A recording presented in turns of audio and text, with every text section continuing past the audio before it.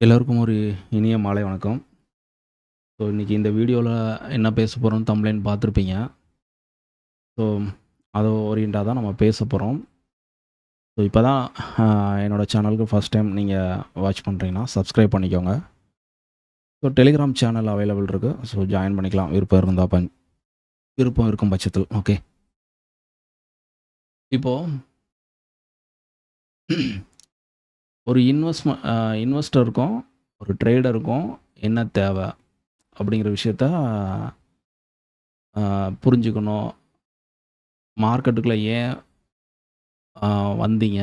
So நான் அதுக்கான எதை நோக்கி நம்ம எதை தேடி வந்தோம்? ஸோ எந்த இடத்துல இப்போ இருக்கோம் அப்படிங்கிறத தெரிஞ்சுக்கோங்க அப்படிங்கிற மாதிரி நேற்று ஒரு வீடியோ நம்ம போட்டிருப்போம். பார்த்துருப்பீங்க. அந்த வீடியோ பார்க்கலன்னா பாருங்கள். அதோட கிட்டத்தட்ட தொடர்ச்சி மாதிரி தான் இந்த வீடியோ. இப்போது என்கிட்ட ஒரு விஷயம் நிறைய பேர் கேட்பாங்க, சார் மார்க்கெட் நாளைக்கு வந்து ஓப்பன் எப்படி இருக்கும்? இந்த வீக்கெண்டில் பார்த்தீங்கன்னா மார்க்கெட் ஹாலிடேவாக இருக்கும். மண்டே மார்னிங் கிஃப்ட் நிஃப்டி வந்து பார்த்திங்கன்னா ஒரு பெரிய கேப் அப்போ கேப் டவுனோ இருக்கலாம். அந்த மாதிரி சினாரியோ இருக்கலாம். அப்படி இல்லைன்னா அதுக்கு முந்தின நாளே சண்டே சாட்டர்டே இந்த மாதிரி ஏதாவது இஷ்யூ நெகட்டிவ் இஷ்யூனால ஸோ ஒரு மார்க்கெட்டில் வந்து ஒரு பேனிக் க்ரியேட் ஆகுது அப்படிங்கிற பட்சத்தில் அந்த கொஷின்ஸ் வந்து காமனாக எல்லாத்துக்கும் உள்ளே வந்துடும். அப்போ மண்டே எப்படி இருக்கும் ஓப்பன்? ஸோ காலையில் எல்லோரும் போயிட்டு கிஃப்ட் நிஃப்டியை வைப்பாங்க. ஸோ அது வந்து பெரிய கேப் அப் இருக்குது, இல்லை கேப் டவுன் இருக்குன்னா ஸோ அதுக்கு ரிஃப்ளெக்ஷன் பண்ணுது மார்க்கெட்டு. அப்போ அங்கே ஆக்டிவிட்டீஸ் ட்ரேடராக இருக்கிறவங்களோட ஆக்டிவிட்டீஸ் வந்து அது ஓரியண்டாக திங்கிங் பண்ண ஆரம்பிச்சிருவாங்க. இந்த மாதிரி விஷயங்கள் எல்லாமே வந்து ஒரு இன்வெஸ்டருக்கும் ஒரு ட்ரேடருக்கும் எதை புரிஞ்சுக்கணும்? அதாவது இப்போ மார்க்கெட் வந்து ஒரு நெகட்டிவ் சினாரியோ இருக்குது, ஒரு பெரிய கேப் டவுன் ஆகுது அப்படிங்கன்னா, நீங்கள் ஒரு இன்வெஸ்ட்மெண்ட் பண்ணியிருக்கீங்க அப்படின்னா ஸ்டாக்ஸ் நிறையா ஸ்டாக்ஸில் இன்வெஸ்ட்மெண்ட் பண்ணி வச்சுருக்கீங்க. அந்த ஒரு விஷயத்தினால நம்ம வாங்கின ஸ்டாக்ஸ்லாம் குறைய வாய்ப்பு இருக்கே, அதனால் நமக்கு லாஸஸ் வருமே, அந்த மாதிரி பயப்பட காரணம் உண்டு. சரியா? அந்த மாதிரி நீங்கள் அந்த நியூஸ் எல்லாம் நீங்கள் கேள்விப்படுறீங்க. ஸோ அதை தெரிஞ்சுக்கணுன்னு ஆசைப்பட்றீங்கன்னா அதுக்கான காரணம் என்னவாக இருக்கும்னா, நீங்கள் இன்வெஸ்ட்மெண்ட் பண்ணியிருக்கீங்க. ஸோ அதோட ரிசல்ட் எப்படி வரப்போகுது மார்க்கெட் ஓப்பன் ஆனோடனே அப்படிங்கிற ஒரு பயத்தில் நீங்கள் அதை தெரிஞ்சுக்கிற ஆசைப்பட்றீங்க. ஓகே, ஸோ இது இன்னொரு விஷயம். இல்லை, நான் ஒரு பொசிஷன் நான் எடுத்து வச்சுருக்கேன், ஒரு செல்லிங் பொசிஷன் எடுத்து வச்சுருக்கேன். ஸோ அப்போ மார்க்கெட் ஓப்பன் ஆகும்போது அது எப்படி அடி வாங்க போகுதுன்னு தெரில, அந்த பொசிஷனை எப்படி எவ்வளோ பெரிய லாஸ் வர போகுதுன்னு தெரில, அதை எப்படி அட்ஜஸ்ட்மெண்ட் பண்ண தெரில, அந்த மாதிரி யோசிக்கிறேன், என்ன ரிசல்ட் வரும்னு தெரியல, அந்த மாதிரி இருக்குன்னா நீங்கள் அதை பற்றி யோசிக்கலாம். இப்போ இது எதுவுமே கிடையாது, நான் இன்வெஸ்ட்மெண்ட்டும் பண்ணல, என் எந்த ஸ்டாக்ஸும் ஹோல்டிங்கில் இல்லை, பொசிஷன் ஆர்டரும் எதுவுமே இல்லை, நான் வந்து ஜஸ்ட் மார்க்கெட் ஓப்பன் ஆனதுக்கப்புறம் ஒரு இன்ட்ராடே ட்ரேடர், அதில் மார்க்கெட்டோட வியூ ட்ரெண்டு அந்நேரம் மார்க்கெட்டோட பிஹேவியர் இதெல்லாம் வச்சு தான் நான் வந்து ட்ரேட் பண்ண போகிறேன். அப்படிங்கிற பட்சத்தில் மேலே சொன்ன இந்த விஷயங்கள் நீங்கள் வந்து ஃபாலோ பண்ண அவசியமே கிடையாது. இப்போ நான் வந்து ஒரு ஃபுல் டைம் ட்ரேடர். ஓகே, நான் வந்து ஜஸ்ட்டு இன்ட்ராடே மட்டும்தான், அது ஆப்ஷன், ஸ்பெசிஃபிக்காக ஆப்ஷன் மட்டும்தான் நான் பண்ணுறேன். வேறு எந்த இதுலேயும் நான் பண்ணுறதில்ல.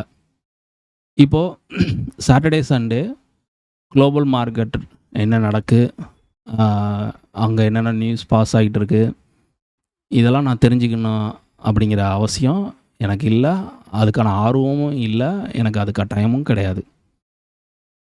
மண்டே காலைல மார்க்கெட் வந்து ஓப்பன் ஆக 9:15 ஓப்பன் ஆக போகுது. ஜஸ்ட் நான் ஒரு 9 மணிக்கு வந்து உட்காந்தாலே போதும், எதுவுமே எனக்கு ஒரு பயமும் கிடையாது. மார்க்கெட் ஓப்பன் ஆகட்டும். ஸோ ஓப்பன் ஆனதுக்கப்புறம் அன்றைக்கோட டே அது பாசிட்டிவாக இருக்கலாம், நெகட்டிவாக இருக்கலாம். அந்த டேயில் மார்க்கெட் வந்து எனக்கு ஓவராலாக வியூ எந்த பக்கம் காட்டுதோ, ஸோ அதுக்கு தகுந்த மாதிரி என்னோடய பொசிஷனை நான் எடுத்து என்னோடய ட்ரேடை எக்ஸிக்யூட் பண்ணி அதில் கிடைக்கக்கூடிய ப்ராஃபிட் அண்ட் லாஸ் ஏற்றுக்கிட்டு நான் அந்த டேவை அன்றைக்கே முடிச்சிடுவேன். சரியா? அப்போது நீங்கள் ஃபஸ்ட்டு இந்த மாதிரி விஷயங்கள ஃபில்டர் பண்ண தெரிஞ்சுக்கணும். நீங்கள் என்ன பண்ணுறீங்க? ஸோ பொசிஷனாக ட்ரேடராக இருக்கீங்களா? இன்வெஸ்ட்மெண்ட்டாக பண்ணியிருக்கீங்களா? இல்லை நான் எதுவுமே கிடையாது, ஜஸ்ட் மார்க்கெட் அன்றைக்கி ஓப்பன் ஆனதுக்கப்புறம் ஏதாவது ஒரு ஆப்பர்ச்சுனிட்டி இருந்தால் அதை பிக் பண்ணி நான் ட்ரேடை எக்ஸிக்யூட் பண்ணிட்டு போயிடும் அப்படின்னா, ஸோ மேலே இந்த மாதிரி விஷயங்கள்லாம் நீங்கள் பெருசாக ஆர்வம் காட்டணும்னு அவசியமே கிடையாது. அதுக்கான டயத்தையும் நீங்கள் கொடுக்கணும்னு அவசியம் இல்லை. ஒரு நியூஸ்க்கு, ரிசல்ட்டுக்கு, மார்க்கெட்டுக்கு அந்த பிஹேவியரை ஃபாலோ பண்ணணும் அப்படிங்கிற மாதிரிலாம் கிடையாது. கட்டாயம்லாம் அதெல்லாம் ஒன்றும் கிடையாது. ஓகே. அதனால் இந்த மாதிரி விஷயங்கள்லாம் உங்களுக்கு எங்கேருந்து டிஸ்டர்பன்ஸாக வரும்னா, நிறையா யூடியூப் சேனல்ஸ் பார்க்கும்போது ஒவ்வொன்றுக்கும் தனித்தனியாக ஒரு யூடியூப் சேனல் செலக்ட் பண்ணி வச்சுருப்பீங்க. ஸோ சைக்காலஜிக்கு, ஸ்ட்ராட்டஜிஸ்க்கு, இன்வெஸ்ட்மெண்ட்டுக்கு, நியூஸுக்கு, இந்த மாதிரி தனித்தனியாக சேனல்ஸு ஃபாலோ பண்ணிகிட்ருப்பீங்க. இதுக்குள்ளே உங்களுக்கு என்ன தேவை அப்படிங்கிற விஷயத்த புரிஞ்சுக்கிட்டு, ஸோ அதை மட்டும் ஃபோக்கஸ் பண்ணிங்கன்னா உங்களுக்கு ஒரு தெளிவான பாதை கிடைக்கிறதுக்கு அதிகமாக வாய்ப்பு இருக்குது. நிறையா விஷயங்களில் மார்க்கெட்டில் தெரிஞ்சுக்கிறது தப்பு இல்லை. அதே நேரத்தில் அது அத்தனையும் வந்து மார்க்கெட் அவரில் வந்து மைண்டில் ஏற்றும்போது பெரிய அளவில் நமக்கு குழப்பம் அப்படிங்கிறத ஏற்படுத்திடும். இப்போ உதாரணத்துக்கு மண்டே வந்து மார்க்கெட் கேப் டவுன் ஓப்பன் வச்சுக்கிடுவோம். ஓகே. இப்போ மார்க்கெட் கேப் டவுன் ஓப்பன் ஆயிருச்சு. ஓவராலாக வந்து உங்களோட வியூவை வந்து மார்க்கெட் வந்து ஒரு செல்லிங் ப்ரெஷரில் இருக்குது அப்படிங்கிற மாதிரி ஒரு தோற்றத்தை உங்கள் மைண்ட் வந்து உருவாக்கிரும். அதுலேருந்து நீங்கள் வெளியே வர மாட்டீங்க. மார்க்கெட்டை வந்து கீழே தான் விழப்போகுது. எவ்வளோ தூரம் விழும்? ஓகே. ஒரு குறிப்பிட்ட இடத்துக்கு மேலே வந்து செல்லர்ஸ் வந்து லாஸ் அப்படிங்கிறது வரப்போது அவங்களோட பொசிஷனை ஹோல்டு பண்ணுறது, லாஸை பெரிய அளவில் போகாமல் இருக்கிறதுக்கு ஆப்போசிட்டில் வந்து பொசிஷன் பெருசாக ரைட் பண்ணிட்டாங்கன்னா, மார்க்கெட் அங்கே அதுக்கு மேலே கீழே போகலைன்னா அந்த டே ஃபுல்லாக அந்த ஜோன்லேயே மார்க்கெட் உதாரணத்துக்கு இப்போ நிஃப்டி வந்து 23,350 இந்த ஜோனில் இருக்குதுன்னு வச்சுக்கோங்களேன். ஒரு 23,200 மார்க்கெட் ஓப்பன் ஆகுது. இல்லை சம்டைம் ஒரு பெரிய நியூஸாக வந்துருச்சு, ஒரு நெகட்டிவ் நியூஸாக வந்துருச்சு, 24,000 ஓப்பன் ஆகுதுன்னு வச்சுக்கிடுவோம். ஓகே. அப்படி ஓப்பன் ஆயிடுச்சுன்னா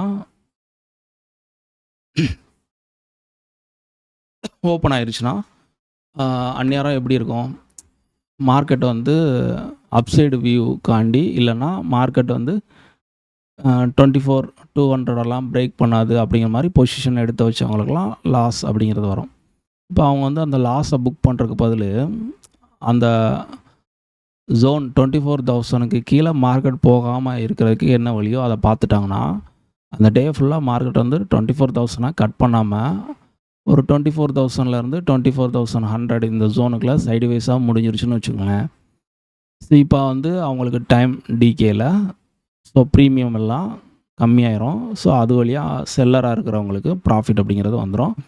ப்ராஃபிட் வருதோ இல்லையோ அவங்களோட லாஸ் அப்படிங்கிறது கம்மியாயிரும். ஸோ அடுத்த நாள் மார்க்கெட்டில் இன்னமும் மார்க்கெட் அந்த ஒரு நாள் ஃபுல்லாக ட்ராவல் ஆகும்போது டிகேயில் அவங்களோட லாஸ் ரெக்கவர் ஆயிரும். இப்போ காஸ்ட்டுக்கு இருப்பாங்க. எக்ஸ்பிரி நோக்கி போகும்போது அது ஓவராலாக அந்த ஜோனை தாண்டலைன்னா மார்க்கெட் டோட்டலாகவே செல்லருக்கு பெரிய அளவில் கையை பிடிக்காது. ஸோ இந்த மாதிரி இருக்கும்போது நம்ம வந்து ஒரு ஆப்ஷன் பையராக இல்லைனா மார்க்கெட்டோட பிஹேவியரை தெரியாமல் ஸோ அந்த ஒரு மைண்ட் செட்டை ஃபோக்கஸ் பண்ணிவிட்டு மார்க்கெட் வந்து செல்லிங் ப்ரெஷரில் இருக்குது, புட்டில் இறங்கும் அப்படிங்கிற மாதிரி இருக்கும்போது அங்கே மார்க்கெட் டோட்டலாகவே சைட்வேஸாக போகிற அந்த மூவை நம்ம புரிஞ்சிக்காமல் விட்டோம்னா அங்கே ஓவர் ட்ரேட் பண்ணுவோம். ஸோ லாஸ் வர்றதுக்கு வாய்ப்பு இருக்கும். அப்படி இல்லை மார்க்கெட் அங்கேருந்து ஒரு ப்ராஃபிட் புக்கிங் கால் சைட்லேருந்து ஒரு ப்ராஃபிட் புக்கிங் வருதுன்னா மார்க்கெட் வந்து கால் சைடு வேகமாக ரெக்கவர் ஆகும். அது ஒரு சப்போர்ட்டாக எடுத்துக்கிட்டு. ஸோ அப்போ நம்ம ஒரு கால் சைடு ஒரு பையராக இருந்தோம்னா நல்லா ஒரு ரிட்டர்ன்ஸ் பார்க்கலாம். ஆனால் நம்மளோட வியூவை ஃபுல்லாக ஓவராலாக மார்க்கெட்டோட வியூ வந்து டவுன் சைடு, மார்க்கெட் வந்து ஒரு செல்லிங் ப்ரெஷரில் இருக்குது, கால் சைடு போவோன்னா எவ்ரி டிப்பில் வந்து புட்டை ட்ரை பண்ணுவோம் அப்படிங்கிற மாதிரி புட் சைடே உங்களோட ஃபோக்கஸ் இருக்கும். மார்க்கெட் ஆக்சுவலாக வந்து அந்த டே ஃபுல்லாகவே பர்ஃபார்மன்ஸ் கால் சைடு கொடுத்து கண்டினியூவாக கால் சைடே போயிட்டு முடிஞ்சிருக்கும். ஸோ அப்போ இங்கெல்லாம் இது வந்து யாரோட மிஸ்டேக்? மார்க்கெட்டோட மிஸ்டேக் இல்லை. அதோட ஓவரால் பிஹேவியரை நீங்கள் புரிஞ்சிக்கல. நீங்கள் ஒரு விஷயத்த நியூஸாக எடுத்துக்கிட்டு அதோட பர்ஃபார்மன்ஸ் தான் மார்க்கெட் கொடுக்கும் அப்படிங்கிற மாதிரி ஒரு ஃபிக்ஸட் மைண்ட் செட்டில் நீங்கள் ட்ராவல் பண்ண ஆரம்பிச்சிட்டிங்க. ஸோ அதோட விளைவு தான் உங்களுக்கு வந்து மார்க்கெட்டில் அது உங்களுக்கு கிடைச்ச ஒரு விஷயம். ஓகே, அதனால தான் சொல்கிறேன், இந்த மாதிரி விஷயங்களை ஃபோக்கஸ் பண்ணி போகும்போது உங்களுக்கு பெரிய அளவில் ட்ராபேக் தான் ஆகும். ஓகே, அதனால் இந்த மாதிரி நியூஸ் இம்பார்ட்டன்ட் கொடுக்குறது, லைவ் மார்க்கெட்டில் தேவையில்லாத டெலிகிராம் சிக்னல்ஸ், அவங்க சைடில் கொடுக்கக்கூடிய டிப்ஸ் அண்ட் கால்ஸு, இந்த மாதிரி விஷயங்களை ஃபாலோ பண்ணுறது, இதெல்லாம் வந்து டோட்டலாக அவாய்ட் பண்ணிவிட்டு, ஸோ நீங்கள் மார்க்கெட்டோட வாட்ச் பண்ணுங்கள், உங்களோட வியூவை கொடுங்க. மார்க்கெட்டோட எந்த மாதிரி ஓப்பன் கிடச்சா மார்க்கெட்டு எப்படி ரியாக்ட் ஆகுது, அதை எங்கேருந்து கற்றுக்கிட முடியும்.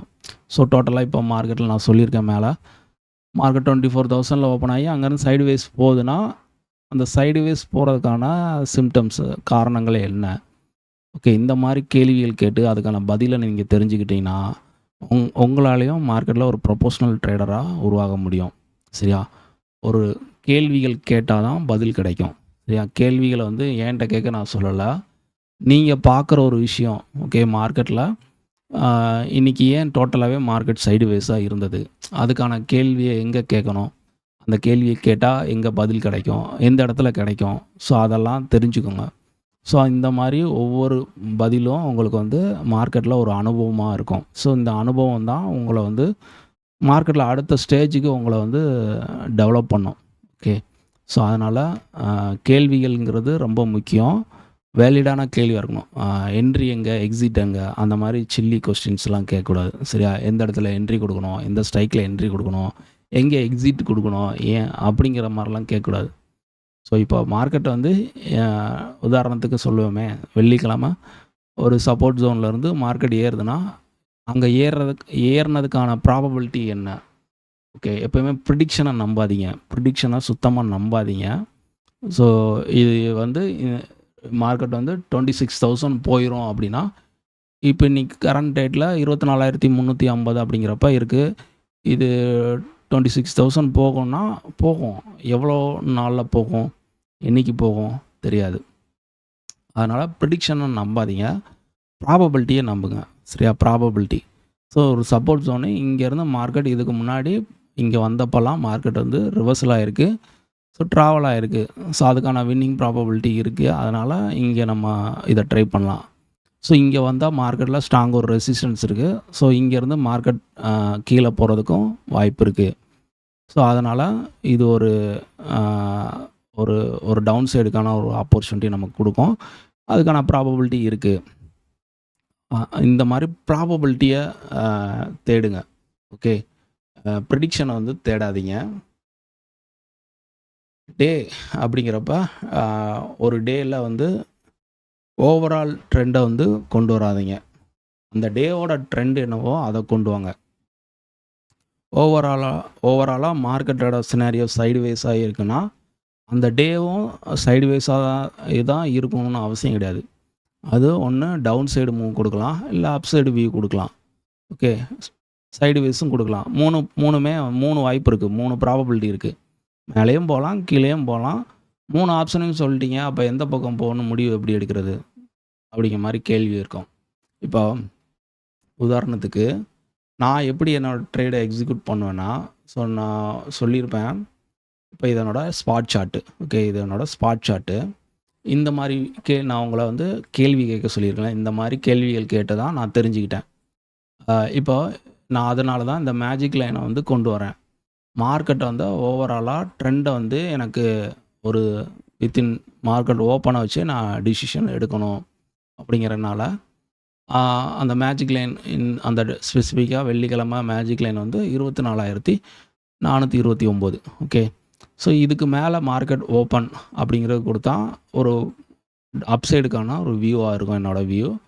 இதுக்கு கீழே ஓப்பன் கொடுக்கும் பட்சத்தில் ஒரு டவுன் சைடுக்கான ஒரு வியூவாக இருக்கும். அதுலேயும் சில ரூல் அண்ட் ரெகுலேஷன்ஸ் இருக்குது. ஓகே, அந்த ஓப்பனுங்கிறது ஓப்பன் டு செல் ஆனால் ஒரு ஸ்ட்ராங்கான சப்போர்ட்டில் இருந்து மார்க்கெட் அங்கேருந்து sideways or reversal. Okay, magic line கீழே ஓப்பன் கொடுத்துட்டாலே மார்க்கெட் கம்ப்ளீட்டாக டவுன் சைடு தான் அப்படிங்கிற மாதிரி கிடையாது. இப்போ இந்த டேயில் பார்த்தீங்கன்னா ஓப்பனுங்கிறது 24,361 ஓப்பன் கொடுத்துருக்கான். ஓப்பன்லேருந்து ஸ்ட்ரெயிட்டாக ஒரே கேண்டிலில் கீழே ஒரு செல்லிங் ப்ரெஷர் நல்ல வால்யூமோட. ஆனால் அங்கே சப்போர்ட் ஜோன் எனக்கு இருக்குது. ஸோ டேவோட முந்தின நாளோட டேவோட லோ இருக்குது. என்னோடய சப்போர்ட் 2 லெவலும் அங்கே தான் இருக்குது. ஸோ மார்க்கெட் அதை பிரேக் பண்ணாத வரைக்கும் கீழே போகாது. ஸோ அங்கேருந்து மார்க்கெட் டோட்டலாக சைடுவேஸாக போகிறதுக்கான ப்ராபபிலிட்டி இருக்குது. அதே மாதிரி ரிவர்சல் ஆகிறதுக்கான ப்ராபபிலிட்டியும் இருக்குது. ஸோ சைடுவேஸாக போகிறதுக்கான ப்ராபபிலிட்டி நான் கொடுக்கணுன்னா அங்கே என்ன கொடுப்பேன், டிகேவே கொண்டு வருவேன். ஸோ ஏடிஎம் ப்ரைஸ் வந்து முந்தின நாள் எவ்வளோ இருந்தது, இப்போ கரண்ட் மார்க்கெட் லைவ் மார்க்கெட்டில் அந்த ஏடிஎம் ப்ரைஸுங்கிறது எவ்வளோ தூரம் வந்து டிகே ஆகிருக்கு. ஸோ டேபிளில் ட்ரேடர் வந்து என்ன மாதிரி கான்ட்ராக்டை ரைட் பண்ணியிருக்காங்க டேபிளில் டாப்பில், அதாவது ஸ்டேடலாக இருக்கா, ஸ்டேங்கிளாக இருக்கா, இல்லை மல்டிபிள் ஒரு புட்டுக்கான ஒரு சப்போர்ட் ஜோன் இருக்கா, கால்க்கான ரெசிஸ்டன்ஸ் இருக்கா, இதெல்லாம் பார்க்கும்போது இந்த மாதிரி விஷயங்களை நான் கொண்டு வரேன். ஏன் எப்படி கொண்டு வந்தேன், என்னோடய அப்சர்வேஷன். ஸோ ஒவ்வொன்றும் ஒவ்வொரு இடத்துல ஒரு கேள்விகள். ஓகே, கேள்விகள். இது ஏன் இன்றைக்கி வந்து மார்க்கெட்டில் நடந்துச்சு, ஏன் இது நடக்காமல் போச்சு, இது நடக்கிறதுக்கான காரணம் என்ன, இந்த மாதிரி ஒவ்வொரு வாட்டியும் மார்க்கெட்டில் ஒவ்வொரு விஷயங்களாக கேட்டு கேட்டு கேட்டு கேட்டு தெரிஞ்சுக்கிட்ட விஷயந்தான் என்னோடய அனுபவம். ஸோ அப்படி அந்த அனுபவத்தில் தான் நான் வந்து என்னோடய கோர் நிஃப்டிக்கான ஸ்பாட் ஆகட்டும், என்னோடய ப்ரீமியத்துக்கான லெவல்ஸ் ஆகட்டும், அதை ட்ரேடாக எக்ஸிக்யூட் பண்ணுற ஒரு விஷயமாகட்டும், எல்லாமே வந்து ஒவ்வொரு இடத்துலையும் நான் ஒவ்வொரு கேள்விகள் கேட்டு அதுக்கான பதிலை தெரிஞ்சுக்கிட்டு தான் வடிவமைச்சது. ஸோ அப்போ இந்த டேயில் நான் ஒரு விஷயம் என்னால் தெளிவாக முடிவெடுக்க முடியுது. ஸோ மார்க்கெட் வந்து இந்தந்த இடத்துல இந்த மாதிரி ஓப்பன் கொடுத்து இந்த மாதிரி ஆச்சுன்னா இந்த மாதிரி அது வந்து ரியாக்ட் ஆகும். ஓகே, இப்போ இதுலேருந்து ஓப்பன்லேருந்து மார்க்கெட் பை அப்படிங்கிறப்ப பாசிட்டிவாக மார்க்கெட் ஒரு கேண்டில் கொடுத்துருக்கு. அப்படிங்கிற பட்சத்தில் எனக்கு மேஜிக் லைனுங்கிறது ஒரு ஸ்ட்ராங்கான அங்கே ரெசிஸ்டன்ஸாக இருக்கும். ஸோ அங்கேருந்து மார்க்கெட் வந்து சைட்வேஸாக போகலாம், இல்லைனா அங்கேருந்து ரிவர்சல் ஆகலாம். ஓகே, அப்போ மார்க்கெட் ஓப்பனுங்கிறது தான் அதை டிசைட் பண்ணுது. அந்த ஓப்பனுங்கிறத எந்த இடத்துல கொடுக்கு, என்ன மாதிரி அது ரியாக்ட் ஆகுது கரண்ட் மார்க்கெட்டில், அதை பேஸ் பண்ணி அந்த ட்ரெண்டை வந்து அந்த டேக்கான ட்ரெண்டு நான் வந்து மார்க்கெட்டில் கொண்டு வரேன். ஸோ அப்போ ஒரு குறிப்பிட்ட ஒரு விஷயத்தை வச்சு நம்ம வந்து மார்க்கெட்டை வந்து வடிவமைச்சிட முடியாது. ஓகே, மார்க்கெட்டோட தன்மைகள் வந்து வேறு வேறு இருக்கும். இப்போ நான் இப்படி இதை வந்து ஒவ்வொரு இடத்துலையும் ஒரு கேண்டிலோட இது பார்த்திங்கன்னா ஒவ்வொருத்தவங்களோட மைண்ட் செட் தான். ஒரு கேண்டில் ரெட்டாக இருக்குன்னா நிறையா செல்லிங் மைண்ட் செட்டில் இருக்காங்க, க்ரீனாக இருக்குன்னா பையராக இருக்காங்க. ஸோ இது வந்து ஒவ்வொருத்தவங்களுக்கும் வேறுபடும். ஸோ அப் அண்ட் டவுன் மாறிக்கிட்டே இருக்கும். இதோட ஃபைட்டிங்கிறது எந்த இடத்துல வந்து முடியுதோ அப்போ அந்த இடத்துல யார் வின் பண்ணுறாங்களோ அவங்க சைடு ஃபாஸ்ட்டாக வந்து மூவ் ஆகும். இந்த டேயில் பார்த்திங்கன்னா ஒரு 1:30 மணிக்கு மேலே கால் சைடு ஒரு நல்ல வால்யூமில் டக்குன்னு ஏறி இருக்கும். ஸோ அப்போ அங்கே ஃபைட்டிங் வந்து செல்லர்ஸ்க்கும் பையருக்கும் நடந்திருக்கு. நடந்ததில் செல்லர் வந்து வீக் ஆகிட்டாங்க. ஸோ பையர் வந்து ப்ராஃபிட்டை புக் பண்ணி மேலே பண்ணிட்டாங்க. ஸோ இந்த மாதிரி விஷயங்கள் இது சிம்பிளாக நான் வந்து சொல்கிறேன்.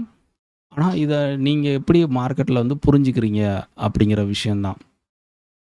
ஸோ அப்போ நிறையா விஷயங்களை நம்ம வந்து தேவையில்லாமல் ஒரு இண்டிகேட்டரை பற்றி தெரிஞ்சுக்கிறதோ, அதே மாதிரி நிறையா நியூஸை தெரிஞ்சுக்கிட்டாலோ, ஓகே, நிறையா சேனலை ஃபாலோ பண்ணுறதுனாலையோ, நிறையா டெலிகிராமில் ஃபாலோ பண்ணுறதுனாலையோ, இதனால் நமக்கு வந்து ஒரு பயன் அப்படிங்கிறது கிடைக்குதா அப்படிங்கிற மாதிரி கேள்வி கேட்டுக்கோங்க. ஸோ அப்போ நமக்கு என்ன தேவை, நம்ம மார்க்கெட்டில் சர்வே பண்ணணுன்னா, நம்ம இங்கே சக்ஸஸ் பண்ணணுன்னா, நம்ம தொடர்ந்து அப்சர்வேஷன் பண்ணால் அதுக்கு மேலே ஒரு ஈடுபாடு இருக்கணும். அதுக்கு ஒரு தெளிவான ஒரு விஷயங்கள் நமக்கு தெரிஞ்சிருக்கணும். ஸோ கேள்விகள் கேட்டால் மட்டும்தான் பதிலை நம்ம வந்து தேட முடியும். ஸோ நம்ம வந்து பதிலை மட்டும்தான் தேடுறோம். என்ட்ரி எந்த இடத்துல எடுக்கணும், எந்த இடத்துல எக்ஸிட் கொடுக்கணும், எவ்வளோ ப்ராஃபிட் வரும், எவ்வளோ ரிசல்ட் வரும், இந்த ட்ரேட் எடுத்தால் எனக்கு எவ்வளோ என்னால் ஏர்ன் பண்ண முடியும், ஒரு மாதத்துக்கு எவ்வளோ ரிட்டர்ன் எடுக்க முடியும், ஒரு நாளைக்கு எவ்வளோ ரிட்டர்ன் எடுக்க முடியும், அந்த மாதிரி ஒரு விஷயத்த தான் நீங்கள் எல்லாருமே தேடுறீங்க. ஸோ இந்த மாதிரி விஷயங்களுக்கு ஆன்சர் வந்து கிடைக்காது. ஓகே. ஸோ அதனால் இதெல்லாம் ஒரு ஒரு ஓரமாக நீங்கள் ஒதுக்கி வச்சுட்டு, ஸோ இதை நான் என்ன தான் ஃபாலோ பண்ணணும்னு நான் சொல்லவே வரல. சரியா? நீங்கள் பாருங்கள். நான் பார்க்குற விதம் ஒன்று, நீங்கள் பார்க்குற விதம் ஒன்றா இருக்கும். ஓகே. அப்போ நீங்கள் என்ன பார்க்குறீங்க? அது மூலியமா என்ன புரிஞ்சுக்கிட்டீங்க? அது மூலியமா உங்களுக்கு என்ன கேள்வி கேட்க வேண்டிய சூழல் வந்து, அந்த கேள்விக்கு பதில் எங்கே கிடைக்கும்? அந்த பதில் கிடைச்ச பிறகு, ஓகே அந்த பதில் ஓகே சரியான பதிலா? அது வேலிடா இருக்கா? ஸோ அதே மாரி ரிப்பீட்டடா நடக்கும்போது அந்த பதில் தான் நமக்கு ஆன்சர் கொடுக்குதா? அப்படி இல்லைன்னா, அதில் மேற்கொண்டு என்ன விஷயங்கள் பண்ணலாம்? ஸோ வேறு என்ன அது சரியான பதில் இல்லைன்னா, சரியான பதில் எங்கே கிடைக்கும்? தேடுங்க. தேடுற வரைக்கும் கிடைக்காத வரைக்கும் தேடுங்க. சரியா? நான் ஒவ்வொரு விஷயத்துலையும் நான் அப்படி தான் வந்து தெரிஞ்சுக்கிட்டேன். ஸோ இன்றைக்கி உங்களுக்கு ஈஸியாக சொல்லிக் கொடுக்குற ஒவ்வொரு விஷயமும் நான் என்னோட பல நாள் வந்து என்னோடய அப்சர்வேஷனில் கிடைச்ச ரிசல்ட்டை தான் உங்களுக்கு வந்து இப்படி ஷார்ட் கட்டில் வந்து உங்களுக்கு சொல்கிறேன். அதே நேரத்தில் இன்னொரு விஷயமும் உங்கள்கிட்ட தெளிவாக சொல்லணும். மார்க்கெட் வந்து இங்கே வந்து யாராலையும் கற்றுக்கிட முடியாதுன்னெலாம் கிடையாது. எல்லாராலையும் கற்றுக்க முடியும். எல்லாராலையும் சக்ஸஸ் பண்ண முடியும். ஆனால் அதுக்கான ஆர்வத்தையும் நேரத்தையும் நீங்கள் கொடுக்குறீங்களா அப்படிங்கிறது தான் விஷயம். இப்போ நான் இருக்கேன்னா இதுக்கான நேரம் அப்படிங்கிறது நான் உருவாக்கிக்கிட்டேன். ஓகே. இதுக்கான ஒரு நேரத்தை வந்து நான் உருவாக்கிக்கிட்டேன். ஏன் இதை இங்கே நான் சொல்ல வரேன்னா, நிறைய பேர் ஒர்க்கிங் பீப்புளாக இருப்பீங்க. காலையில் ஒரு ஒர்க்கில் போயாச்சுன்னா ஈவினிங் நைட்டு வரைக்கும் உங்களோட ஒர்க்குக்கான இருக்கும். திருப்பி வீட்டுக்கு வந்த பிறகு சாப்பிட்டுட்டு ரெஸ்ட் எடுக்கக்கூடிய டைமாக தான் இருக்கும். ஸோ மார்க்கெட்டோட அந்த அப்சர்வேஷன் பண்ணுறக்கான டைம் இல்லை அப்படிங்கிற காரணம் வந்து தெளிவாக சொல்லுவாங்க. காரணம் சொல்லிக்கிட்டே இருக்க வேண்டியதான். ஸோ அப்போ நமக்கான கோலை நம்ம அச்சீவ் பண்ணால் இந்த காரணம் சொல்கிறத ஃபஸ்ட்டு நம்ம ஸ்டாப் பண்ணணும். ஓகே. நம்ம ஏதோ ஒரு விஷயத்துக்காண்டி மார்க்கெட்டை அப்ரோச் பண்ணிட்டோம். ஆனால் அதில் சக்ஸஸ் பண்ணணும் அப்படிங்கிறத ஆர்வம் மட்டும் இருந்தால் போதாது. அதுக்கான நேரத்தையும் அதுக்கான ஸ்கில் டெவலப்பையும் நம்ம உருவாக்கிக்கணும். சரியா? நேரங்கிறது உருவாக்க முடியும். 24 ஹவர்ஸ் இருக்குன்னா, இதுக்கு 1 ஹவர் உங்களுக்கு ஏதாவது ஒரு ஸ்பெசிஃபிக்காக ஒரு டைம் எடுத்து அதை அப்சர்வேஷன் பண்ணும்போது, ஒரு ஓவராலாக ஒரு மந்த்துக்கு நீங்கள் 30 மணி நேரம் நீங்கள் வந்து அதுக்கு டைம் ஸ்பெண்ட் பண்ணுறீங்க. இந்த 30 மணி நேரம் கோல்டன் ஹவர்ஸ் தான் உங்களுக்கு. இந்த 30 மணி நேரம் உங்களுக்கு ஒரு அனுபவம் தான். இதே மாதிரி ஒரு வருஷத்துக்குன்னு போனீங்கன்னா, நீங்கள் கிட்டத்தட்ட 360 மணி நேரம் உங்களோட லைஃப்பில் ஒரு அனுபவத்தை நீங்கள் சம்பாதிக்கிறீங்க. ஸோ இதெல்லாம் ரொம்ப முக்கியமான விஷயம். நிறையா பேத்துக்கு இது புரியாது.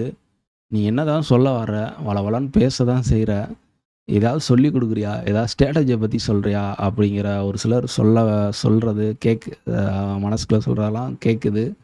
உண்மைதான். அந்த மாதிரி நிறைய பேர் இங்கே இருக்கிறனால தான் மோர் தென் 90% மேலே இங்கே லூசராகவே இருக்கோம். ஸோ இருக்கீங்க. என்னை சேர்த்துக்கல இதில். ஓகே. அதனால் ரியாலிட்டியை புரிஞ்சுக்கோங்க. சரியா? மார்க்கெட்டுக்குள்ளே சர்வே பண்ணணும்னு ஆசைப்பட்டீங்கன்னா அதுக்கான டயத்தை ஒதுக்கி கொடுங்க. அதை கொஞ்சம் அப்சர்வேஷன் பண்ணுங்கள். உங்களோட ஸ்கில்லை வளர்த்துக்கோங்க. தெரியாத விஷயங்களை கற்றுக்கோங்க. காசு கொடுத்து தான் கற்றுக்கணும்னு அவசியம் இல்லை. உங்களுக்கு அதுக்கான கற்றுக்கிறதுக்கான ஆர்வம் இருந்தாலே போதும். அதுக்கான பதில் அப்படிங்கிறது இந்த பிரபஞ்சம், இந்த நேச்சரே வந்து உங்களுக்கு கொடுக்கும். எனக்கு கொடுத்துச்சு. அது மாதிரி உங்களுக்கும் கொடுக்கும். ஓகே. காசு கொடுத்து தான் ஒரு விஷயத்த கற்றுக்கணும்னு அவசியம் இல்லை. இல்லை அதேமாரி நான் எதையுமே கற்றுக்க விருப்பல, ஆனால் நான் இதில் சக்ஸஸ் மட்டும் பண்ணணும் அப்படிங்கிறவங்களுக்கு ஜஸ்ட் நீங்கள் வந்து எவ்வளோ நாளானாலும் சரி அந்த லெவலை விட்டு தாண்டுறதுல கஷ்டம்தான். ஓகே. ஸோ வீடியோ இவ்வளோ தூரம் பொறுமையாக பார்த்த எல்லாத்துக்குமே தேங்க்யூ. ஸோ ஃபைனல் வரைக்கும் நீங்கள் வீடியோ பார்த்துருந்தீங்கன்னா, இதில் என்ன விஷயம் உங்களுக்கு பிடிச்சிருந்தது அப்படிங்கிறத கமெண்ட் பாக்ஸில் சொல்லுங்கள். ஸோ அடுத்த வீடியோவில் பார்க்கலாம். ஓகே. தேங்க்யூ.